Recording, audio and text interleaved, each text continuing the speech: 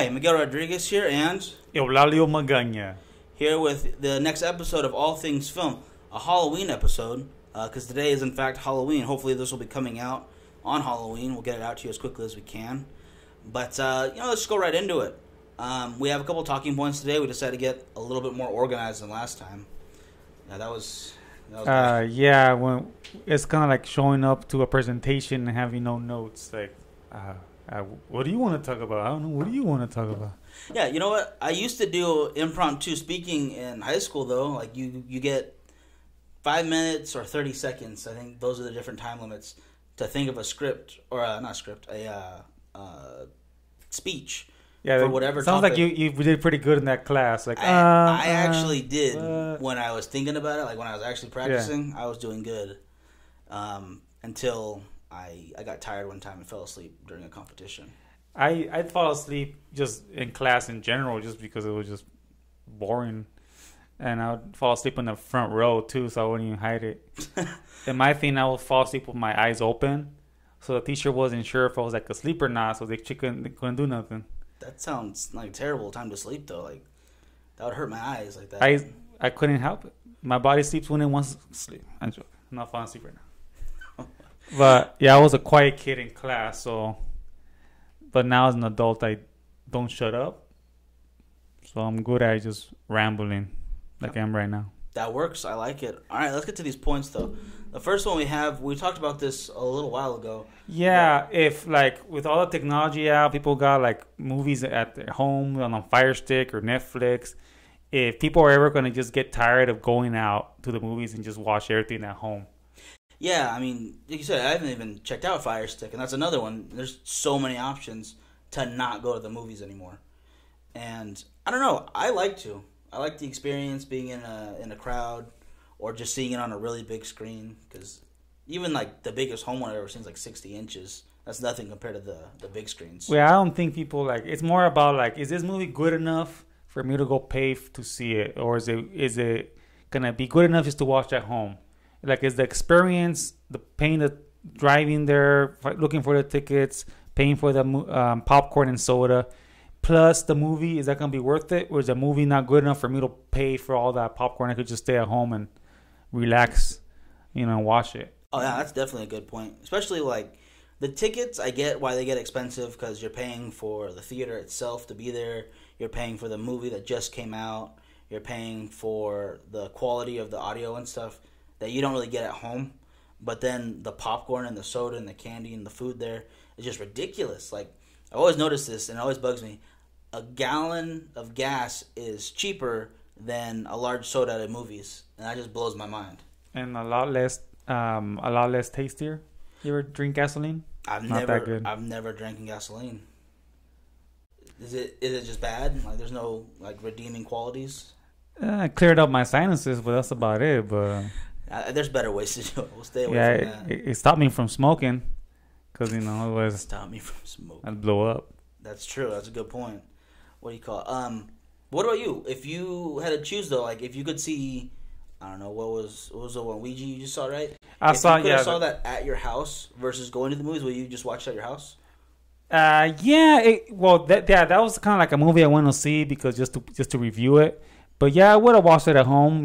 I went to see it and I just got a soda because I was just thirsty. But you can't bring in your own snack, so I didn't really. It wasn't like a date night or Friday night. It was like a matinee at 2:00, and I had to watch something to talk about on the podcast. So I had to go see it in the theaters. But yeah, I would have watched it at home. Usually, now I used to go out and watch movies because I hate being home. But now it's kind of like, I gotta go on a date, so a movie is good enough, right? But like, there's nothing good out, but we want to get the hell out of the house because we're just life bills working. You want to go do something, so you're like, nah, we're too stressed out. Let's go out. But then you gotta pick and choose. Okay, should we go see the cheaper movie, or is this movie worth it? Or this movie's at the we'll see it later on Fire Stick when it comes out. And for now, we just go see another movie at the cheaper theater. It's more about going out than the movie. Yeah, I get that. Yeah, I go to the Dollar Tree or the Dollar Theater here in town whenever I can, just because they show the same movie. I mean, the screen's not the best quality, but it's still good, and you're still out. That's good, right? Yeah. But there's some movies that I think you got to see in theaters versus at home. Like they had the big talk about Interstellar, how it was those big like in the abyss of space kind of feel to it, or The Hateful Eight that was all shot on 70 millimeter. That's a huge picture. So if you put that on a small screen, you're not going to get the same feel as when you're in the theater. So some movies deserve a big screen. Yeah, there's a lot of people who now like all that stuff you're saying. Like it makes you like immersed. You feel like you're in the. A lot of people don't really think that much about movies. They just want to like see the action. They don't appreciate the art of movies that much anymore. So now it's like now the movies people go see are like the ones that have been hyped a lot. It's almost like if you don't go see it in the theater with everybody else, you kind of feel left out. So it's kind of more like everybody's going to go see it in theaters. I don't go see it. And the ones that don't want to go see it are just being cheaper, don't like it that much anyway. So it's almost like you got to create a movement with a movie where everybody's going to go be there and see it. Like, Avengers movie or like a big deal. Like kind of like a concert now. Oh yeah. That makes so it's sense, almost like, so everybody's going to go watch it and we'll talk about it on social media. I don't want to like wait and be out of the loop. Yeah, like... And everybody's going to spoil it for me. I think that's what's happening now with social media, spoiling movies. People are like, I got to watch it now because I don't want it to be spoiled. Because if I miss out a weekend, it's going to be spoiled for me. So it's a good it kind of point, helps movies, but a lot of times also people are like... People will watch it the first weekend, but then like it sucks and like they'll drop off. Oh, yeah, like look at, what was it, Batman vs. Superman? Yeah. Had a huge opening weekend, like one of the biggest ever. Then like 2 weeks worth of people commenting, oh, this is a terrible movie, and just the bad draining out the good. It dropped off like 85% or something the next weekend, and then even further the next. And it was an okay movie. It wasn't my favorite. I thought it could have been way better, but it wasn't as bad as everyone tried to make it out to be. Yeah, nowadays people like it's fun to be negative, and it gets kind of like even if you haven't seen the movie. See other people be negative, you kind of like jumping on board with it. Oh, yeah. Kind of lets to see how mean can I be. All of a sudden, like, they want to feel like supervillains, on Facebook. Yeah. They're the commenter. Imagine if Batman had like modern villains based on like on social media people, like the troll, the commenter, the poker. Jeez. The unfollower keeps following him, unfollowing him. Like, starts a crime, the Batman shows up, and he's like, never mind. Jeez. Oh, my God. I don't even know how they came up with his villains then. There was no Penguin crisis during any of the DC comic era, was it? Was there like, scarecrows are causing problems all over the U.S. Better make a scarecrow character, boom. I think it was just based on solely creativity then. Now there's so much influence on social media and public opinion. I don't think it was creativity. It's like a penguin. Scarecrow, he just listed simple things. There are like maybe 20 things they could pick out, and just like a Batman, a bear. I don't think that not like a creativity, but lack of options. I think that's what it was. No competition. He's a powerful guy. He's a man. He's super powered. Superman. All right, that's he can fly strong. I can't do that. That's good enough. That's true. All right, we got off topic though. That's why I blame you. That's probably my fault sometime. But again, back to the movies on the big screen. I, for one, will never stop going to the movies. I think as long as people are have money and are bored out of their mind at home and kind of have to save their relationship by going out somewhere, people will go to the movies. So, perfect option. If you don't want to talk to your kids for 2 hours, go to the movies. You are at home and your AC breaks, go to the movies. It'll be expensive AC, but it's expensive anyway. Yeah, pretty much like we need to go out, and otherwise we go drive us crazy. Even if you have a home theater, you still want to get the hell out of your house. So. Oh yeah, definitely, yeah. That you can't beat. I think the movies for that kind of experience. Just I need to get out of here. Perfect. It's always there for you. So. And then another topic we had today was Halloween TV episodes, and I was like, oh man, there's so many good ones. And then like the moment I try to list them in my head, I can't think of anything now. That's me too, because there's Halloween like on TV episodes gets so like saturated. Like every episode, like every sitcom, has their Thanksgiving episode, their Christmas episode, their Halloween episodes. Kind of like automatically they have to have one. But there's like a few TV shows where the Halloween episodes like stands out. Doesn't feel like just so they have to do a Halloween episode. Oh, Everybody yeah. knows like the Simpsons Treehouse of Horror. Oh, those are always awesome. On yeah. itself could actually like be its own TV show if they wanted to. So those are stick out. The recent one, I don't know if you watch what's it called? With Adam Sandberg, what's that show called? Brooklyn Nine-Nine? No, I haven't seen. That's the police show, right? Yeah, you haven't watched Brooklyn I haven't watched it yet, and I love Adam and Andy Samberg. Yeah. The Lonely Island. I love those guys. Yeah, it's a pretty good show. He's always like, he plays like a weird guy. His last name is Peralta, so I don't know if he's supposed to be Latino or something. But that's a weird cast of characters. It feels like a Simpsons type show where everybody kind of has a trait and they hammer it home. But they have a Halloween episodes where, they try to do a prank, a competition where, who's a better cop, him or the captain. So every Halloween episode, it kind of ties into ongoing theme, which makes you watch it.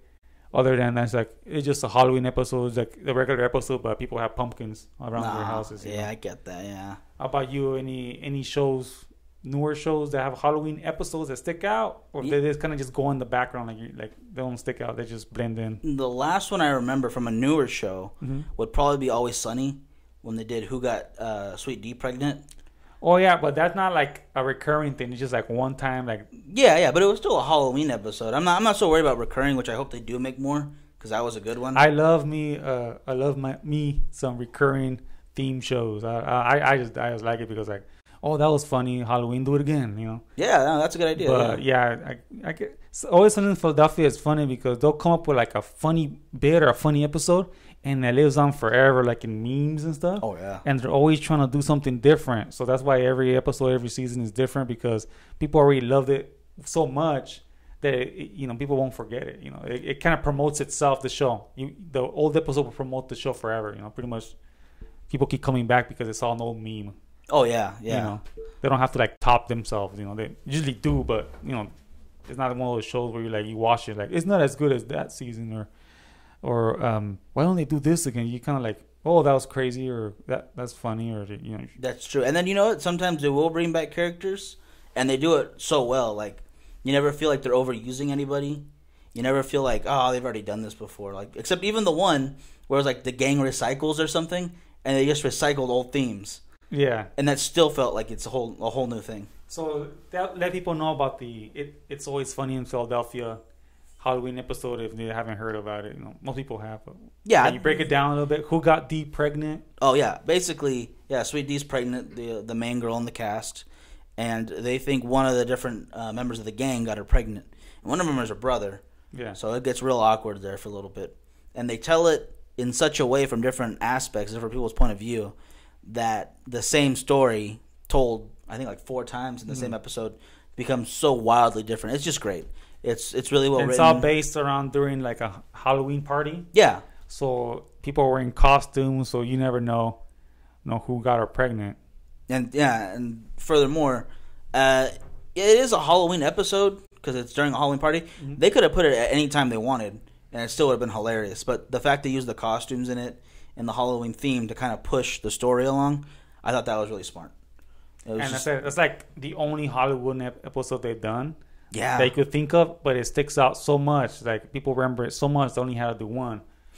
There was the Maureen Ponderosa wedding one, which was like a slasher film they were trying to make. Yeah. Or they tried to make it feel like a slasher film, but there was no Halloween aspect to that one. It was just like the way they filmed it and the way they told the story was like an 80s slasher movie, and that was cool. It was just so good. Look, if you're in charge of a show, would you rather have a recurring theme where you're a writer and every season you gotta one up that theme, like The Simpsons, every year, new House of Horror, people are like, oh, it's not as funny as before, or why don't you guys do this movie and that movie, or just stick to one really good episode and just that's it? I don't know, because that's hard. Because if you do that, you're gonna compete with Simpsons, and you're not gonna beat Simpsons at that. Yeah. You're gonna compete with South Park. Their Halloween episodes are really good. And then there's just the classics that are over. Like, I think we're talking about Roseanne. Yeah, he was making fun of me because there's a local station that shows old sitcoms. Like, hey, talk about Roseanne. He goes, I've been canceled 20 years. I'm like, dude, I'm just trying to hop on with the podcast, man. I want to be useful.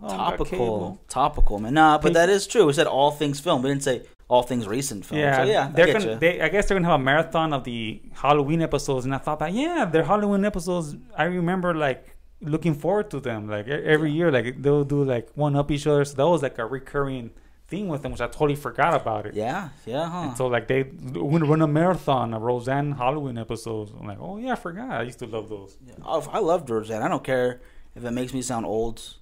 Roseanne was awesome. It just seemed like a real family.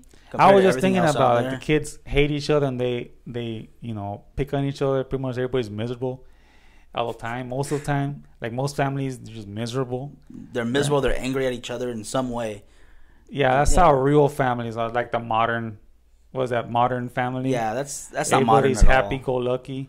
Yeah. That's just fake. It's not real. Doesn't matter if it was like lesbian couples or interracial couples. People are just angry at each other in general for no reason. Yeah. At some point in your family, someone's fighting with each other at some point. Maybe like these three over here are happy, but like those two are angry at each other. It's never like, oh, everyone's on the same page. Let's go down the stairs like the Brady Bunch. And the problem gets fixed at the end of the episode. Every time, yeah. No, it doesn't work that way. Like, hey, let's go out for pizza, guys. Yeah. Yeah. In real life, they'll go out for pizza, but then like mom will be secretly crying, or really angry at someone, and and all the kids come home crying. Dad will be like getting a girl's number on the side, and the kid will be smoking weed in the back, and one of the kid will just run off and like look at the open door, run away. Anyway, that's real life. All right, let's go a little more Halloween here. Yes. I was wondering, what are some of your favorite Halloween movies? Doesn't have to be like about Halloween, but like what you watch today. Oh, today? Yeah. I was gonna go way back when I was little again, but anything that you would watch for Halloween. For Halloween, I love like comedy horror movies because I enjoy those. So I would watch whatever's coming out right now. The only one that's out is like Boo Madea Halloween. Oh God. I know I was gonna force myself to watch it, but we didn't watch it. But the thing is, like, they don't really do those horror movies, comedies anymore. They try to come out just with like horror movies that are cheesy, come out on the weekend. Like, I don't know, back then, maybe because I'm older, but now I don't feel like going out. I'm gonna see a horror movie on the weekend. There's just nothing out, that's worth it for me to go. Because now it's like, Cloverfield. Those big marquee movies don't even come out on Halloween. They have horror movies all year round. Yeah, that's true. So around Halloween, it's like the movie's been out already a month, so you probably already saw it. So there's nothing like premiering on Halloween, everybody. So I think that's kind of lost now. No, that's a good point, yeah. Other than Boo Madea Halloween in the title, But now I think horror movies are so common that there's nothing like around Halloween time that makes you think, the best ones are going to come out during Halloween. Like, nobody cares anymore. It's like Halloween is just Halloween. Yeah, it's true. Yeah. But I don't mind that horror movies are year round, but it would be nice to see something like saved for this time just of year. For Halloween, like at midnight or something, especially on a Monday. Halloween's Monday this year. Yeah. So that's kind of like, but it will be awesome. Like, people are just out on Halloween at movies. Costumes, going to see a movie like that's hyped up that you only premieres on Halloween, but that's kind of lost now in the movies where horror movies are just so common every year round, like 2 or 3 out. So pretty much, and like when you go now, it's like all the teenagers are out watching it because promoted mostly to them. Yeah, and you just feel like an old fart, like jump cuts. Like, I get it. Like, I get what you're saying. I already know. I know. I'm gonna turn the camera and boom. Yeah, that's a lot more in American horror movies. Like, well, now it's like all the horror TV shows too. Walking Dead, American Horror Story. It's all jump scares. Yeah, so now there's TV shows that are horror based that are hits. So it's kind of like Halloween horror movies. There's not lost the magic. It's not connected anymore.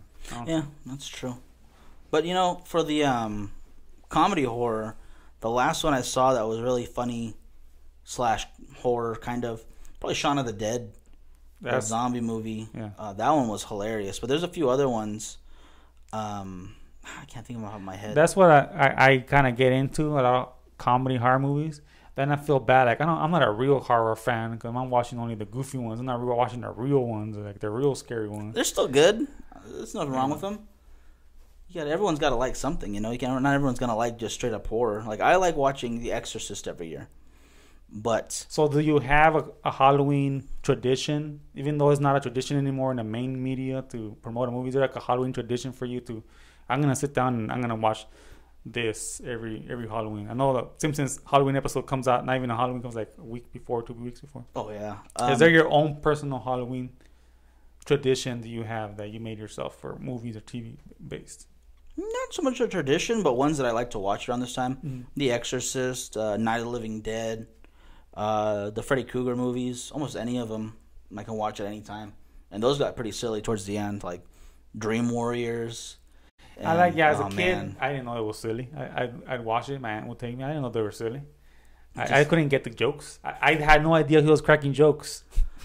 But the whole movie, I was like, You would watch it; it's pretty hilarious, right? now I'll go back. I was like, this guy has some jokes. Why is cracking? I love them. I don't care. They need characters who can talk. Like you always see Michael Myers is like walking at you real slow, and it's scary because everything's building up. And then Freddy's laughing at you, making jokes at your expense. He's throwing that insult into the injury. They can't. I don't think anybody could pull that off anymore. Like a character, they've been trying to come up with like new characters that kind of stick out. They did it with Scream, the mask, right? But again, doesn't talk. Jason and the guy from Texas Chainsaw Massacre. Oh, Leatherface. They have iconic looks and stuff, but they bring them back, but they have no personality because they're old. They're from the 80s. So now they can't really make up a new monster other than maybe the doll. No, Annabelle. Yeah, that one. But again, it's a doll. Yeah. Or the guy from Saw, maybe that guy. But again, that was a pretty good one. It's an old guy, pretty much. It's an old guy and a little dog. He's not like supernatural or nothing. No, he's not. The Cloverfield monster is different monster, but they haven't come up with a killer that's, supernatural personality. People stick out in a long time. Candyman is one, but again, that's 80s right there. Again, 80s and 90s. Yeah, I don't think all it goes for. We need something ominous that's chasing them, or something that's a force and jump scares. We don't need personality. We don't need a person in a rubber suit. We need something that they can't see going after them and jump scares, and that's it. Actually, you know one that had some good personality, but he died at the end. Spoilers right there. Yeah. Spoilers. You know, no, I'm not even gonna tell you now because I don't want you to know. Maybe he did. They never died. The real monsters never died, dude. That's true. Yeah, that's why. Who cares if they died? There's probably a sequel coming up. I hope so because it was a good movie. We just saw it in L.A. I forget what little city we're in. Maricopa? Monrovia. Our buddy Chuck, his movie right here on the wall. Where do I have it? There we go. Getting Schooled. Getting Schooled is a great throwback to the 80s horror movie. The main villain was awesome. His personality was crazy. The characters were all very different and very colorful, like to their backstories. And it felt like you were taken back to the 80s during that movie. It was really good. The horror parts were great. There were a couple of jokes here and there, but nothing like too crazy where it's all about the jokes. You had, what's his name, Frankie? The guy, the porn star, what's his name? Ron Jeremy. I think I said Rodney Jeremy, but no, Ron Jeremy. Ron Jeremy's in it. His parents call him Rodney. They can call him that. I can't call him that. I haven't earned it. You're not my dad. Call me Ron. But yeah, it was just such a good movie that if I had it right now, I'd be watching that today. But I don't think it's out to distribution yet. They're doing their film festival run, trying to build up their buzz. And another one that I haven't seen, but I want to right there, Circus of the Dead. I missed a premiere in Texas last year. I'm sorry about that, Billy. God dang, just good movies that, these aren't in the mainstream. Like, they're not going to... Nobody could pull it off. Like, nobody has even attempted to go, okay, I'm going to come up with a new horror villain. I'm going to give him personality. It's not going to be a funny, goofy movie, but these guys going to have some personality, and we're going to make a movie. And my bet is Circus of the Dead, though, right there. For that, that's my best bet for that. For that kind of, not so much supernatural feel to it, but a good, iconic character. Well, the only person who's kind of mainstream who tries to do that, or maybe done it a little bit, Rob Zombie. Yeah, I guess. With his three, like the Devil's Advocates, those characters. Devil's Rejects. Devil's Rejects. Yeah. Just to put him in different movies, so he's trying to do that, but he's the only person trying. It bugs me that he keeps doing that because they die in like one of them, and then they never die. Remember, they never die. But they're regular human beings though in their movies, and then they do die and they come back for like no reason. It's like, all right. They're not regular human beings, man. He can't think of anything else. That's what it is. He ran out of ideas with the Halloween movies, which I liked his remake. I liked it a lot. I haven't seen... They're remaking It. Have you seen It? Yes. I don't know. It is one of those movies where people tell you, don't watch it, so scary, so scary. It's awesome. And it's just awesome. You watch it, or you watch those kind of movies where everybody's like too scared to watch it, and as you get older, it's like... Oh, yeah. It's fine, but it's not gonna like keep me up late. Like some people literally are really scared for real from scary movies. They won't even watch them. You know people like that? Yeah, I do, and I don't get it. Like I get scared. They're like, "Oh, even go behind the pillow stuff." Like, hide behind that stuff. But by the end of it, I'm like, "Oh, that was just awesome. I'm glad I watched that." I've never been like, "Oh, I can't sleep now." No. Some people think that there's actual real evil spirits if you watch it, like those horror movies that really something going on. Yeah, no, I get that. Especially when they have those really good PR campaigns. It's like based on a true event, and it's like, oh my god, it must be right. The scariest movie I've seen in a while is Gone Girl, because it showed a woman how to frame you for her murder. Oh like, shit! That was way too accurate, and like this, my girlfriend could do that, or somebody could do that. Like, that's scary to me. I don't know about you. I got scared by that. Like, I don't want to take her to a how-to. Mess up your guy's life. That's scary for real. That's a good horror movie. That's they don't want to tell you, but that's definitely horror right there. I'd rather go see a guy in a hockey mask trying to kill me than a girl trying to figure out how to make your death look like a suicide. Oh shit. Yeah, that's a good point. How about the worst Halloween movie? Let's say you did want to, I'm gonna go see this horror movies around Halloween. I'm gonna go see it. You know what? It's gonna be my Halloween night. I have one I want to talk about that is definitely like on my list for the worst, but it could have been so great. I don't really care for the Purge trilogy. Trilogy, man. Trilogy? Wait. There's 3 of them. Yeah, there's Purge, Purge 2 Anarchy, and then Purge Election Year. I thought Election Year was the sequel. Was actually the 3rd one. Yeah. I saw the Purge. It was fine. It was trying to do something smart, but it did it dumb. It was a really great concept. Yeah. And then they focused on that stupid little kid in the first one. I was like, really? Really? You have so much to work with, and you're going to focus on this family? This really boring family that's dumb because they let their kid have the code to the door or something. I was so irritated that that's what it focused on. It's like one of those, they feel like, okay, somebody wrote a great script, but they're like, you know what, we got to bring in the teenagers, so we got to like do this and do that to make it for them. But the script is great, though. That's why we're paying the money. Don't worry. Yeah, we'll use like the first 5 pages. Then the rest of it's going to be rewritten by 8 other people. And then that's going to get chopped up. Focus groups. Yeah, by the focus groups. Yeah. Because you can't even blame the other writers for adding something to something they weren't involved in the beginning. Because it's like, oh, here are the ingredients to dinner. I made half of it. You do the rest. But I'm not going to tell you anything I've done so far. Just start mixing. You don't know what to do. So it's not like you can't blame the writers. You can't really blame the director on his own. It's kind of a collaboration of bad decisions and then getting left in the hands of the upper people, like the producers and the focus groups, get to come in and say, well, I wish they weren't so graphic in this horror movie, or, man, I wish it was more kid-friendly in this horror movie. That's not what they're about. And I just think they could have done so much more with that kind of plot. Like, instead of focusing on one family, tell a few different stories of the Purge. That's what I wanted to see. Like, you ever seen VHS? Where it's those different short stories all tied together by the VHS. If they would have done something like that, like the newscaster going to different events happening throughout the Purge and then telling that story at a time, I thought that would have been way better. Well, this is not a movie. Well, okay, you remember World War Z? Yeah. Based on the book. I saw the movie, the movie was fine. That's all right, yeah. But, like, I tried reading the book, and the book was so, like, I couldn't stand it. Kind of how you're saying different stories, how the book is, instead of focusing on one person that jumps around. I actually didn't like that because it was a lot of like article. It was supposed to be like a news reporter reporting on things. Yeah, it was like a documentary. Yeah, so it read like a documentary. So there's nothing like going on that was interesting. Like there's a character. I stopped reading after this. Like a guy was roller skating, chopping off zombies' heads with like a meat cleaver on a hockey stick. Yeah, I remember. Like that sounds awesome, but he's dragged down into the sewers by the zombies. Like, what kind of movie be that guy's movie? Like, I want to see that guy doing that. So, I'm like, why am I hearing it secondhand from a reporter? So that book was way underwhelming for me. I was very disappointed.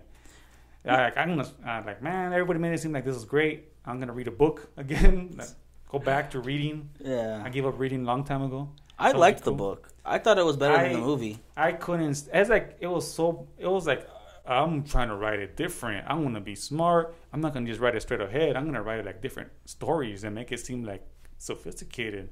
I like that. It was World War Z. It told a bunch of different stories from around the world. I like that. But always like, it came in after everybody was killed, or like, just get right to the action. And maybe it was later on in the book, but he wasn't reporting live. It was like after. Totally. You were right. Yeah. He can't do it like he can't report it like that unless you're like live reporting zombies like as it's happening. No, I totally get that. Yeah. Too, but I wanted the action live, not like secondhand. But No, I get that. Yeah, that makes sense. But yeah, it was all secondhand tales. Well, are you surprised that Pride and Prejudice and Zombies bombed?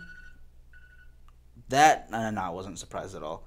It looked hilarious. I haven't seen it because I read the book or part of the book, and I was like, "This could be a funny movie." And then I looked at the trailer. I thought for some reason that was gonna be like a hit because it was like the book is popular.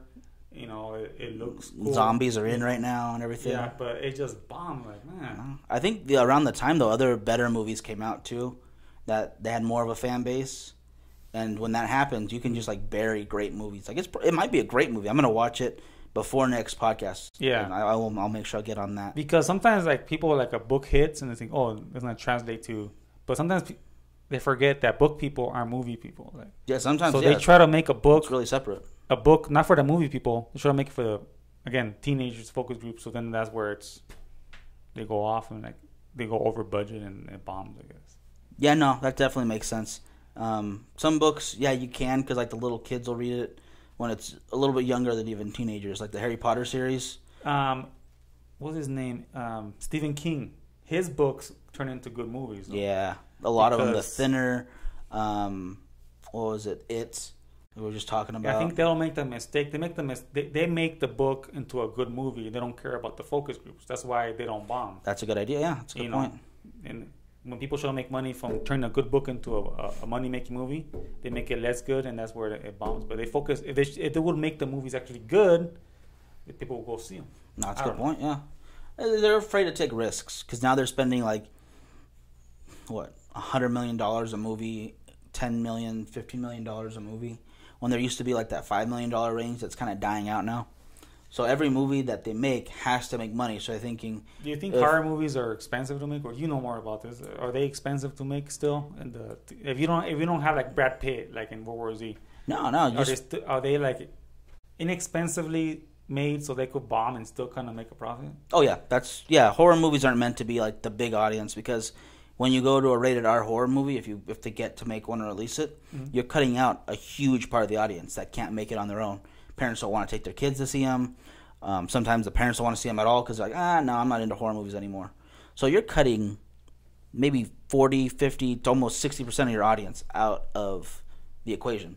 Yeah. And that's a lot of money to cut out. So if they make them for a little cheaper, bring in actors and actresses that no one knows about just yet, but are like on their way up, and you can promote that too, then you can make your money back and keep pumping those out when you're not putting up your huge Avengers movie or your huge Star Wars or Star Trek movie.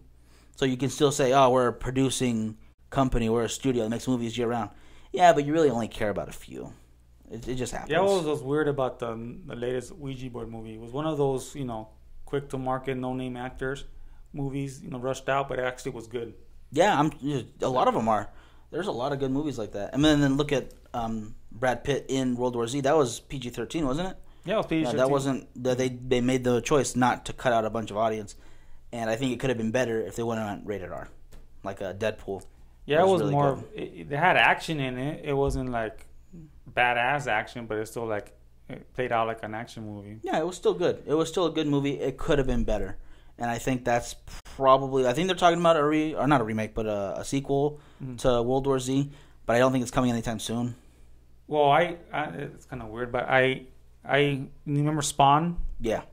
I guess what I read was that they're trying to make a reboot, but wanted to play out like a horror movie instead of like a superhero movie. I'd be cool with that. That's what I like. Blade could be a good horror movie. Like, it was kind of a horror movie. Yeah, that was in the 90s, like Morbius, Blade, all those horror kind of Ghost Rider. Yeah. They made those into like comic book series. Like, they thought that was like a horror thing, like year round again. They're trying to play off people's love for horror. Yeah. By making them like, but again, that then went away, Yeah, but then, other ones took its place, other superhero movies.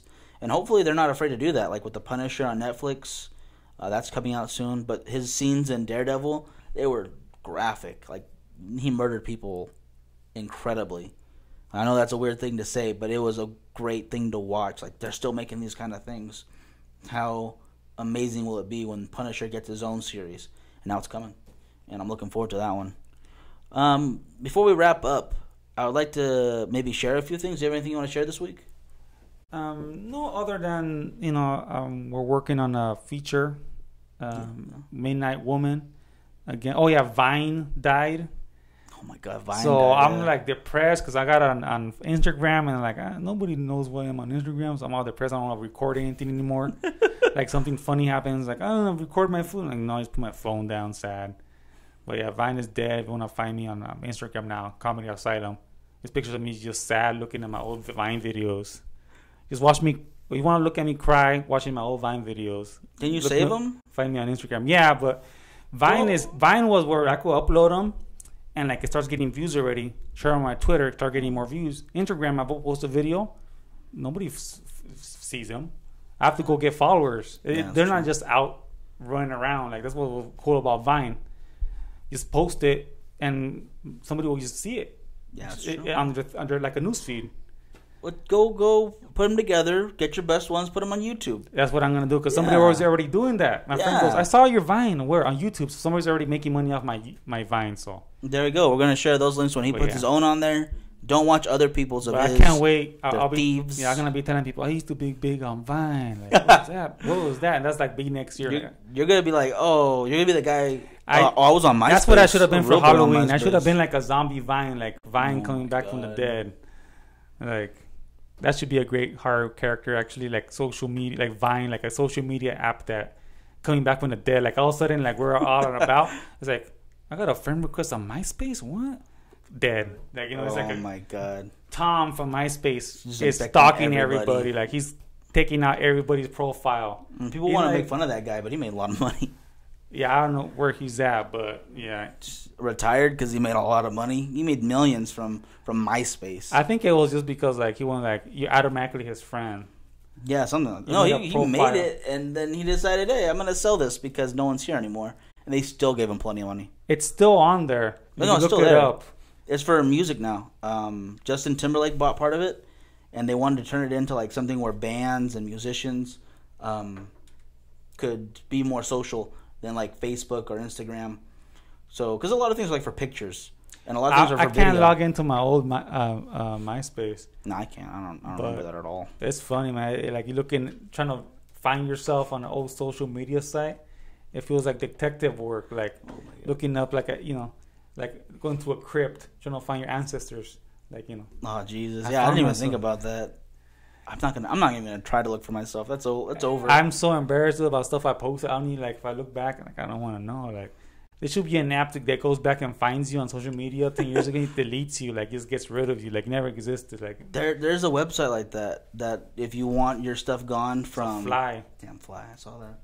If you want your stuff gone from a website, making a wishes brew, right? It'll delete everything that is tied between you and that site. But you got to be careful because maybe there's something you didn't want to lose from a certain site. So that's why people don't use it as much. If I had to share anything this week, I'll send the link to the Facebook page for the movie. We start shooting hopefully end of this month or the end of November, coming up tomorrow. We're going to have a stand-up comedy fundraiser for it. We're going to have quite a few different local businesses a part of it, letting us shoot there. I really appreciate that. We'll have all the names for you soon. And the cast will hopefully be done by the next time you hear us on this podcast. And, that's pretty much all we have right now. Where can people go and donate money? If you want to, we have our Squarespace up right now, so you can buy a pre-order of the movie. So you're not donating so much as you're just holding your pre-order, but that would help us a great deal. Also, there is our event, so you can get your tickets if you're in the Bakersfield area on December 3rd. You can get your ticket now. There's 2 tickets. One is just a standard at-the-door fee. One of them comes with a ticket and the movie together, with a couple other little things here and there. And there'll be stuff for you to do while you're there, too. There'll be some raffles going on. Hopefully, I'm talking to some bands here in town. Hopefully, they want to play for a little bit. Just stuff like that. It's a good night, a good time out. If you don't want to go to the movies anymore like we're talking about, there's another option. Yeah, get out of the house. Yeah. And then, that's pretty much all I got for this one. Sounds great. All right. Have a happy Halloween, and we will see you next week with the review for Doctor Strange.